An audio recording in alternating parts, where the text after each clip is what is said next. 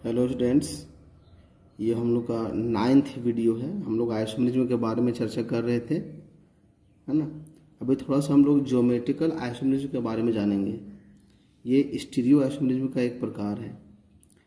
Geometrical isomerism में organic compound having the same molecular as well as structural formula but they have different spatial arrangement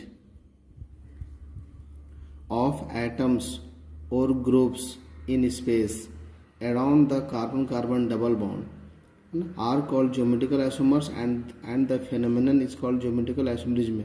इसमें क्या होगा कि molecular formula और structural formula दोनों same होगा, लेकिन कार्बन कार्बन डबल बॉन्ड के चारों ओर स्पेस में एटमों या ग्रुपों का जो सजावट होगा वो अलग अलग होगा, है ना। देखिए यहाँ पे कार्बन कार्बन डबल बॉन्ड है। इस कार्बन पर ए और बी लगा हुआ है और इस कार्बन पे ए और बी लगा हुआ है, और यहाँ भी सेम एटम और ग्रुप लगे हुए हैं, लेकिन यहाँ ए और ए डबल बॉन्ड के सेम साइड है और यहाँ ए और ए डबल बॉन्ड के अपोजिट साइड है। उसी प्रकार बी और बी सेम साइड है और यहाँ बी और बी अपोजिट साइड है। तो डबल बॉन्ड के चारों तरफ ए और बी का जो सजावट है वो एक दूसरे की तुलना में स्पेस में अलग अलग है। तो ऐसे कंपाउंड को ज्योमेट्रिकल आइसोमर्स कहा जाता है और इस घटना को ज्योमेट्रिकल आइसोमेरिज्म में कंडीशंस फॉर ज्योमेट्रिकल आइसोमेरिज्म में पहला कंडीशन, मॉलिक्यूल के पास एक डबल बॉन्ड का होना जरूरी है, और दूसरा द टू एटम्स और groups attach to the same carbon atom of double bond must be different. Geometrical isomerism प्रदर्शित करने के लिए डबल बॉन्ड का होना जरूरी है, और डबल बॉन्ड से जुड़े हुए सेम कार्बन पर, इसी कार्बन पर ये जो दो ग्रुप हैं, ये दोनों ग्रुप अलग अलग होने चाहिए। अगर ये दोनों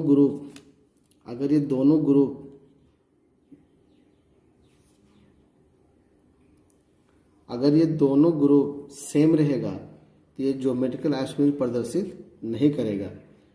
डबल बॉन्ड से जुड़े हुए कार्बन पर ये जो दो ग्रुप लगा हुआ है दोनों अलग अलग होना चाहिए। देखिए यहाँ अलग अलग है लेकिन यहाँ सेम है, तो ये शो नहीं करेगा। दोनों ही कार्बन पर ये दोनों ग्रुप अलग अलग होना चाहिए।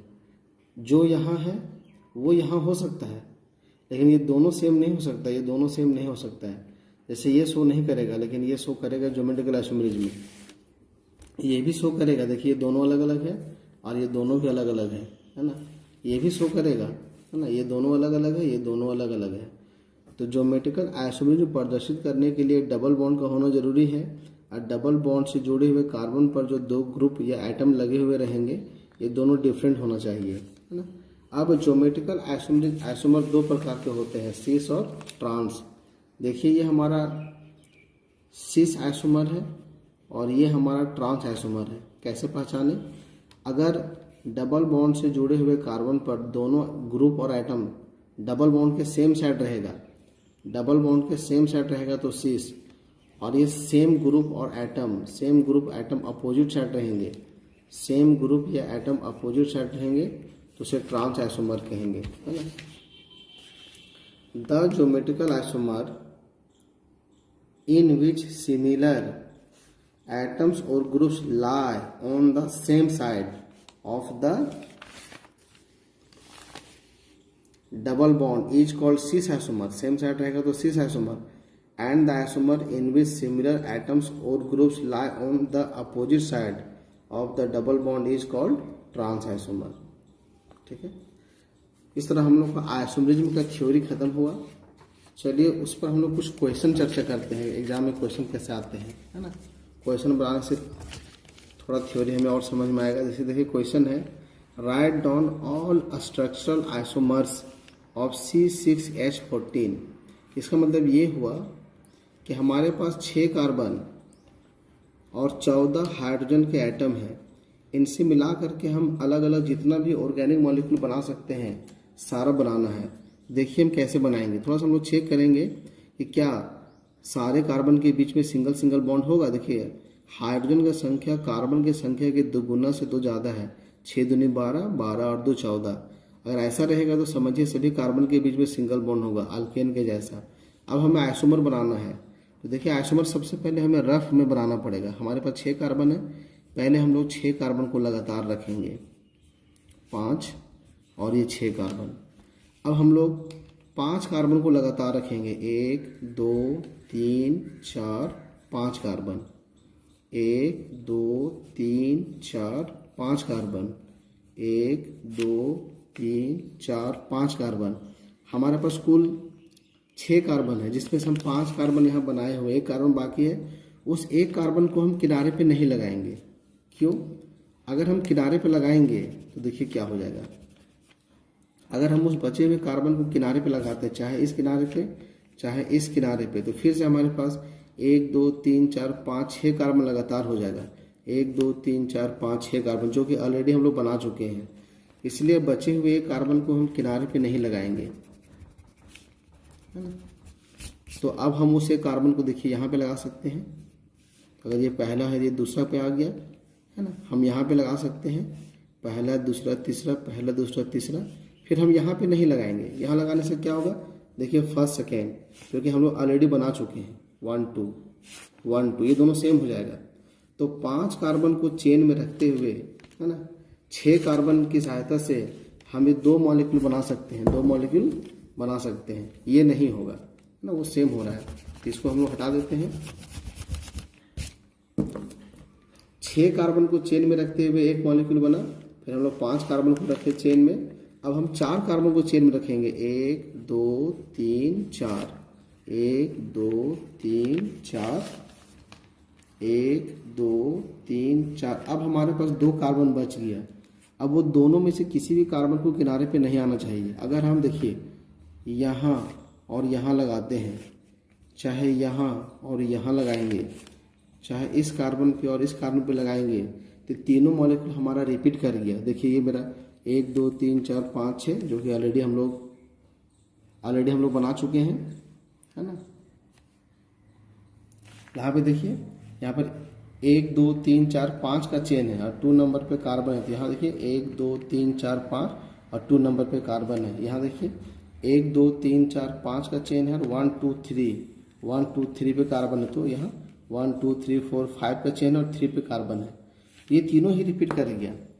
तो 4 कार्बन को चेन में रखते हुए हम जो मॉलिक्यूल बनाएंगे, तो बाकी 2 कार्बन को हम किसी भी हाल पे किनारे पे नहीं लाएंगे, अन्यथा जो मॉलिक्यूल ऑलरेडी हम लोग बना चुके हैं वही मॉलिक्यूल रिपीट करेगा। तो हम क्या करेंगे, हम 1 कार्बन को यहाँ और 1 कार्बन को यहीं लगा सकते हैं। फिर हम 1 कार्बन को यहाँ और 1 कार्बन को यहाँ लगा सकते हैं। अगर फिर हम 1 यहाँ और 1 यहाँ लगाते हैं तो ये रिपीट कर जाएगा। 1 2 2 पे 2 मिथाइल ग्रुप, 1 2 2 पे 2 मिथाइल ग्रुप। तो 4 कार्बन को चेन में रखते हुए ये 2 ही मॉलिक्यूल बनेगा। अब हम लोग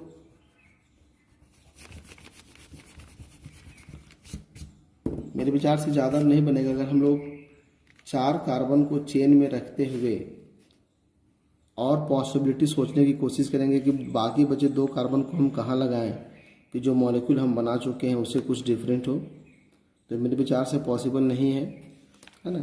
3 कार्बन को चेन में रखते हुए हम नहीं बना सकते, क्योंकि 3 कार्बन में बाकी 2 कार्बन को हम यहाँ लगाएंगे और 1 कार्बन जो बच गया उसे वो किनारे पे लगाना पड़ेगा। तो फिर मेरा 4 कार्बन का चेन हो जाएगा, जो कि ऑलरेडी हम लोग बना चुके हैं।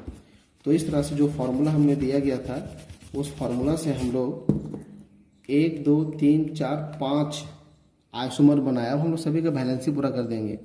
यहाँ 3 हाइड्रोजन, यहाँ 2 हाइड्रोजन, यहाँ 2, यहाँ 2, यहाँ 2, यहाँ 3, आपको पता है ना। इस प्रकार हाइड्रोजन रख करके बैलेंस पूरा कर दीजिएगा, है ना। आते हैं नेक्स्ट क्वेश्चन में। ये क्वेश्चन है, write down all the structural isomers of C3H9N। मतलब हमारे पास कार्बन के 3 एटम, हाइड्रोजन के 9 एटम और नाइट्रोजन का 1 एटम है।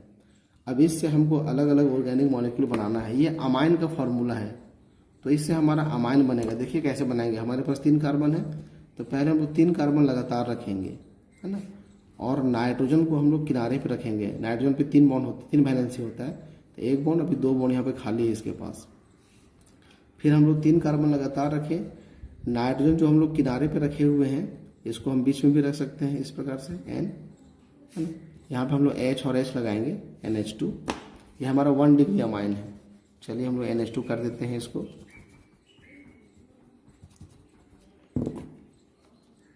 NH2 कर देते हैं। देखिए NH2 हम यहाँ पे लगाएं, बैलेंस पूरा करेंगे। यहाँ हो जाएगा 3 हाइड्रोजन 2 हाइड्रोजन 2 हाइड्रोजन। देखिए 1 2 3 कार्बन, 3 2 5 2 7 और 2 9 हाइड्रोजन और 1 नाइट्रोजन। यहाँ पर भी हो जाएगा 3, यहाँ H और यहाँ 3। ये दोनों हमारा 1 डिग्री अमाइन है। अब और 1 डिग्री अमाइन नहीं बनेगा, अब हम लोग 2 डिग्री अमाइन बनाएंगे, है ना। इसमें क्या होगा कि नाइट्रोजन में एक H लगा हुआ रहेगा और बाकी दो तरफ कार्बन का चेन होगा। तो हमारे पास 3 कार्बन है, हम एक साइड 2 कार्बन एक साइड 1 कार्बन रख सकते हैं और पॉसिबिलिटी नहीं होगा। एक हम लोग 3 डिग्री अमाइन बनाएंगे, इसमें तीनों तरफ कार्बन का चेन होगा। तो 1 कार्बन 2 कार्बन 3 कार्बन, बैलेंस से पूरा कर देते हैं। C3 H3 H3 H3 2 से 3 2 5 3 8 और 1 9 हाइड्रोजन, 3 3 6 3 9 हाइड्रोजन। इस प्रकार इस फार्मूला से हम लोग 1 2 3 4 आइसोमर बनाए। आप और सोच सकते हैं कि और पॉसिबिलिटी है कि नहीं।